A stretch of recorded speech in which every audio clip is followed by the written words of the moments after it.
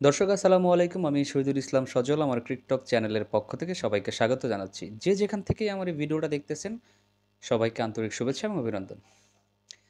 শেষমেশ শেষে এসে ভারত কিন্তু একদম তরিটা ডুবিয়েই দিল। বলতে পারতেছিলাম যে গতকালকে রাত পর্যন্ত সেটা ছিল, বলছিলাম যে ২০০ প্লাস রান হইলে ভারত হয়তোবা সামহাও এই টেস্টটা জিতে যাইতে পারে। বর্ডার গাভাস্কার ট্রফিটা নিজেদের কাছেই রেখে দিতে পারে। কিন্তু দিন শেষে আসলে সেইটা হয় নাই। সেটার পেছনে আসলে রেসপন্সিবিলিটি মানে আমাকে যদি জিজ্ঞেস করেন যে আসলে পার্টিকুলার কি রিজন হইতে পারে ভারত যে লাস্টের ম্যাচটা হাইরা গেল সিডনি ক্রিকেট গ্রাউন্ডে অস্ট্রেলিয়ার এগেনস্টে, সেখানে পার্টিকুলার কি রিজনটা হইতে পারে? দেখেন, ভারতকে নিয়ে প্রশংসা করব যে বা দুর্নাম করব সেরকম রাইটস আমার নাই। বাট আসলে অ্যাজ এ ক্রিকেট রিপোর্টার বলেন, যাই বলেন না কেন, এরা একজন সমর্থক হিসেবেও যদি আমাকে বলতে বলেন যে ভারতের হারের পিছনে রিজন কি পুরা সিরিজটা ব্যাপী, আর স্পেশালি সিডনিতে যে এই টেস্টটা হারছে সেটা হচ্ছে আমরা প্রথম থেকেই দেখে আসছি যে এই পুরা সিরিজে ভারতের ব্যাটসম্যানদের একদম দৈন্যদশা। যেইভাবে বাজে ধরনের ব্যাটিং পারফরমেন্স ভারতের ব্যাটসম্যানরা করে আসছে, সেইখানটাতে বোলাররা আর কি করতে পারবে ভারতকে জেতানোর জন্য? একমাত্র আমাকে যদি এখন বলেন যে ভারতের হারার একটা রিজন বলেন এই টেস্টটাতে, আমি বলবো যে বিকজ সেকেন্ড ইনিংসে ভারতের বুমরা ছিলেন না।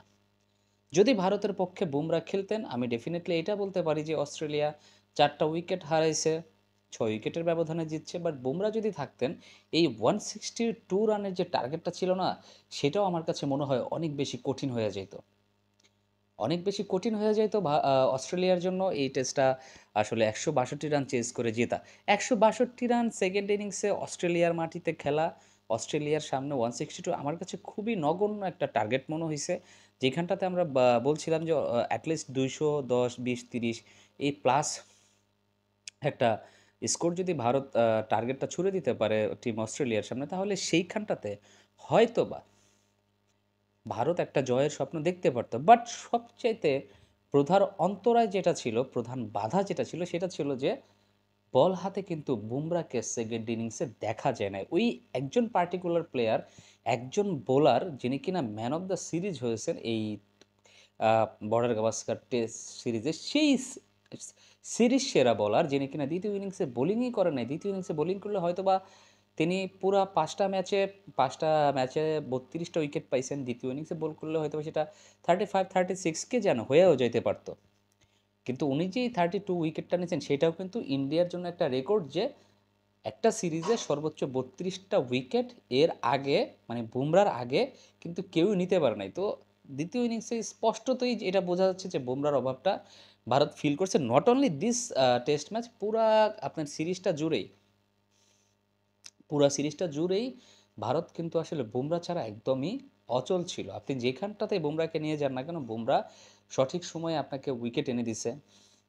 সঠিক সময়ে তার যে দায়িত্বটা ছিল সেই দায়িত্বটা তিনি ঠিকঠাক মতো পালন করেছে। কিন্তু ওই যে বুমরা ছাড়া দেখা গেল ভারতের বোলারদের দৈন্যদশা। প্রসিদ্ধ কৃষ্ণা, মোহাম্মদ সিরাজ, এরা তো আগে থেকেই আসলে উইক ছিল। উইকেট নেওয়ার মতো অ্যাবিলিটিস তাদের খুব কম ছিল। একমাত্র বুমরাই যা উইকেট নেওয়ার নিতে পারছে।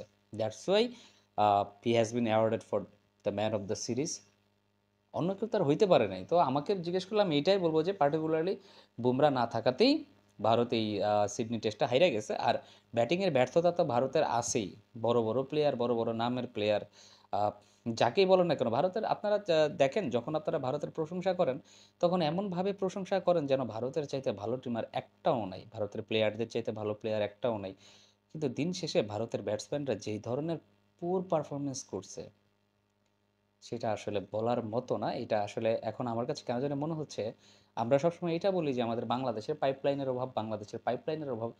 কিন্তু ভারতও ভারতও যে স্পেশালি কিছু ব্যাটসম্যানের উপরই ডিপেন্ডেবল, সেটা আসলে ভারতের এই সিরিজটা না দেখলে বোঝা যাইতো না সত্যিকার অর্থে যে ভারতের পাইপলাইন কতটা ছোট। এখনো সময় আছে যে কিছু কিছু জায়গায় যদি ভারত যদি চেঞ্জ করে তাহলে হয়তো বা ভারত শক্তিশালী টিম, সেটা নিয়ে আমার কোনো সংশয় নেই। বাট অস্ট্রেলিয়ার সামনে গেলে যে ভারত দুর্বলতাটা প্রকাশ পায়, সেটা চেঞ্জ করতে হলে ভারতের কিছু প্লেয়ার অবশ্যই চেঞ্জ করতে হবে। সেটা কাকে চেঞ্জ করবে সেটা ভারতবাসী বলতে পারবে, বিসিসিআই বলতে পারবে। তো যাই হোক, এই টেস্টে কিছু কিছু রেকর্ড হয়েছে, সেটা হচ্ছে গিয়ে